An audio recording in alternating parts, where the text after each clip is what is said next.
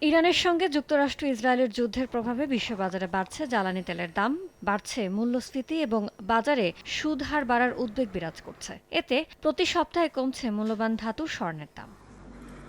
সপ্তাহ ব্যবধানে দাম 10.৫%-এরও বেশি কমে আউন্স প্রতি নেমেছে $৪,৪৮৮। মাস ব্যবধানে কমেছে ১৪.১৩%। ইরানের উপর মার্কিন ইসরায়েল হামলার পর থেকেই কমতির দিকে রূপার দাম। সপ্তাহ ব্যবধানে দাম ১৬%-এরও বেশি কমে আউন্স প্রতি নেমেছে $৬৭.৫৯। মাস ব্যবধানে কমেছে ২৩%-এরও বেশি।